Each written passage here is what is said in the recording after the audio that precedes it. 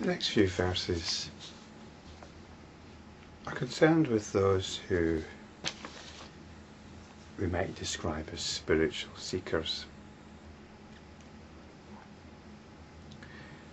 rather than spiritual practitioners.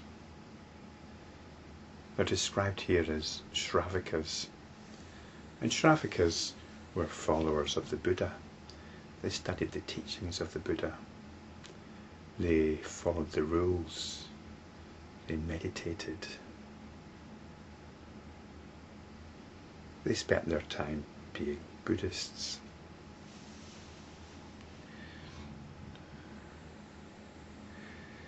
And one doesn't want to knock this really, because no doubt they are very earnest. I know I was when I was a Buddhist. But at the same time, even before the penny dropped, I could see that being a Buddhist wasn't going to get me anywhere in terms of spiritual insight. So I dropped out, so to speak. So let's have a look. Verse 447. Like a piece of wood floating on the waves of the ocean, the Sravaka, obsessed with individual marks, is driven along.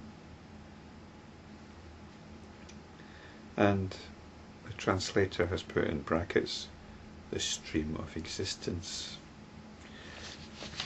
I don't think it's really necessary. It's just that this is what drives the Sravaka along. They're looking for signs. They're looking for signs of a guru, perhaps, a spiritually realized teacher. How will they decide if somebody is spiritually realized? Perhaps they have to have a certain charisma, a certain glow about them, radiating happiness. Or perhaps there need to be other people around them saying how enlightened this person is. You just might quite like the group that is around this person and the sort of things they get up to. And you think, yeah, I'd like to be part of that. So there's nothing to do here with, spiritual insight or understanding. We've been driven by individual marks.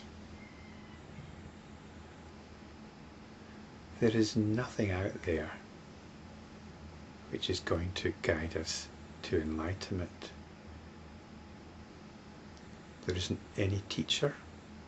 There isn't any teaching. Any teaching which tells you this is what you must do to get enlightened is not going to get you there. Any discipline. I know before I became a Buddhist, I was really interested in meditation. This just looks like such a wonderful thing.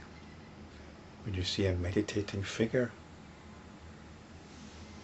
Eastern or Western, they seem to emanate calm.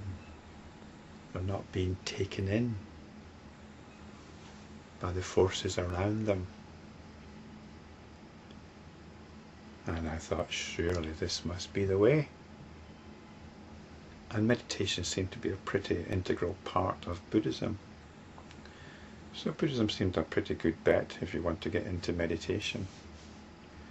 But verse 448 tells us, in this there is no course of finality, nor retrogression either. Losing himself in the attainment of the Samadhi-body, he is not at all awakened, even to the end of kalpas. So there's no course of finality here. In other words, it's not going to get you anywhere. Nor retrogression either. So it seems to be, well, that's a plus side. At least you're not making things worse.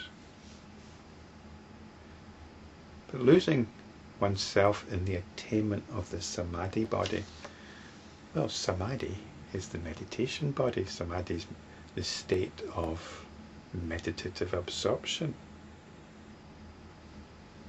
Described here as losing oneself in it. And in Buddhism, all the stages are mapped out.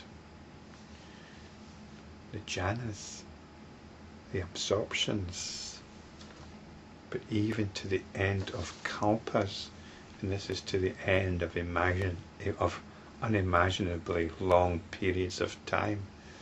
All this meditation isn't going to get you to emancipation. It says it here quite clearly. You'd think this attainment of the Samadhi-body would be something that, yeah, we should be going for this. But no, it says it here. It says it here. And I agree with it. I did a lot of meditation. Most of the time it was rather uncomfortable. Physically and mentally uncomfortable. But I kept at it. I kept at it. Possibly damaged my knee in the process. And I think I possibly set up some quite unhelpful mental habits too. But I got through to these jhanas. I got beyond the discomfort of the body. I got beyond the noisy mind. And I got to this state where I could observe this without comment. I could observe some very pleasant feelings as well. And I could observe that there was equanimity. Equanimity. But then a little voice popped up. Is this it? Is this it? It wasn't enough. It wasn't the answer.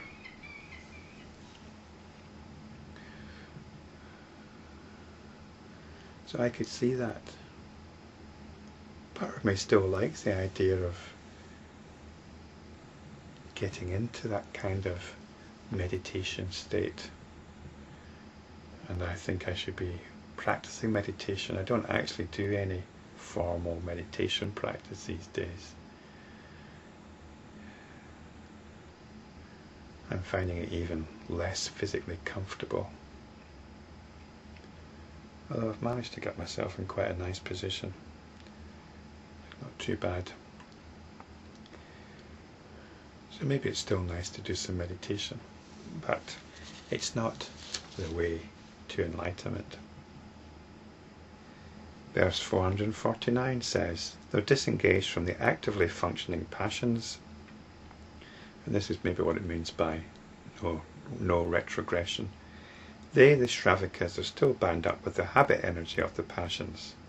Intoxicated with the liquor of the Samadhi, they still have their abode in the realm of outflows.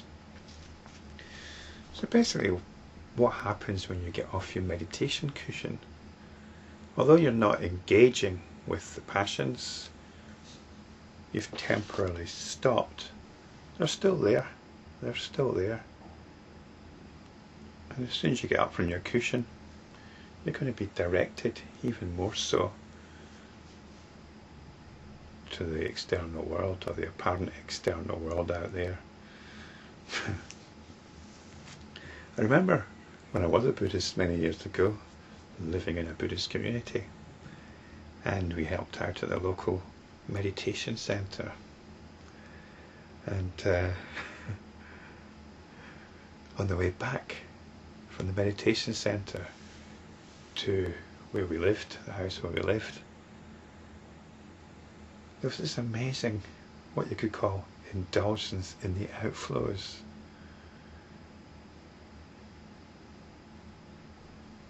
Involving food and drink. So the outflow is that which directs the attention outwards.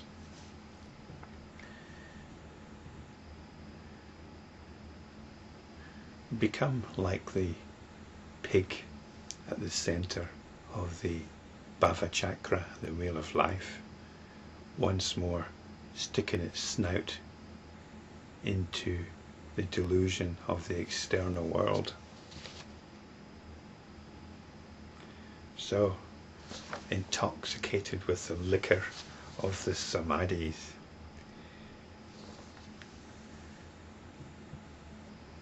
It's quite refreshing to read this, actually, because there isn't really enough criticism of meditation. There tends to be a general assumption that meditation is a good thing.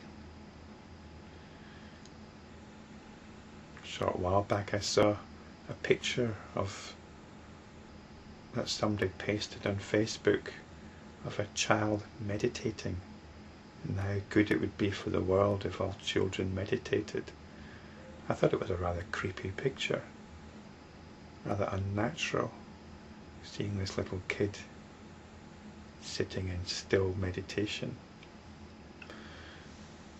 Still, maybe I'm wrong, maybe it's quite nice, but it just seems so unnatural. But at some point, verse 450 tells us, like unto the drunkard who, being awakened from his intoxication, regains his intelligence, the Sravakas will have the realization of the Buddha's truth, which is his own body. So at one point, we hope, the Sravaka wakes up. I think it's going to be very difficult to wake up if you're still caught up in a particular spiritual framework. I personally had to leave it. It wasn't easy, but it was the right thing to do. But like the alcoholic whose alcoholism suddenly deserts them, this can happen sometimes. Somebody who's been an alcoholic for many years can wake up and it's gone. There's a particular teacher, Wayne Lickerman, and this is very much part of his story. They will have the realization of the Buddha's truth. And this is the intriguing part, which is his own body. And it's not the body of the Buddha, it's the body of the spiritual practitioner. And that body isn't just the physical body, it's the body of what is happening now.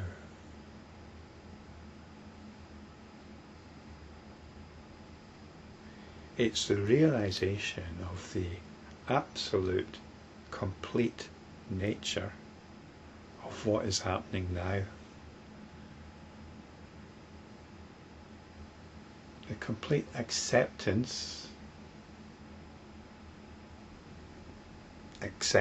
without any emotional engagement, without any emotional investment or rejection. The complete acceptance of the body of now.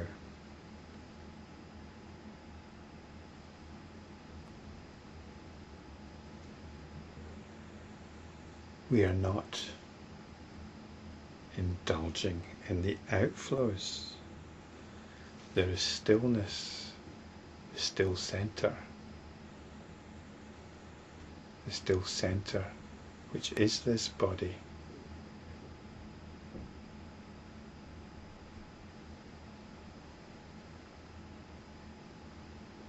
There's intelligent, benign awareness.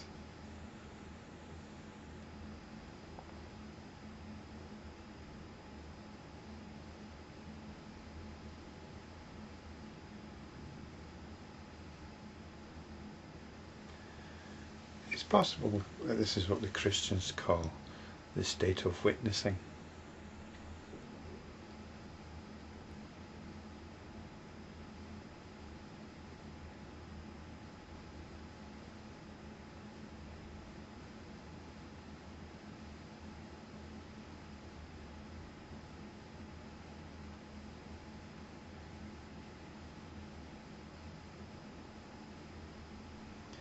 It's at this point that we're practicing enlightenment.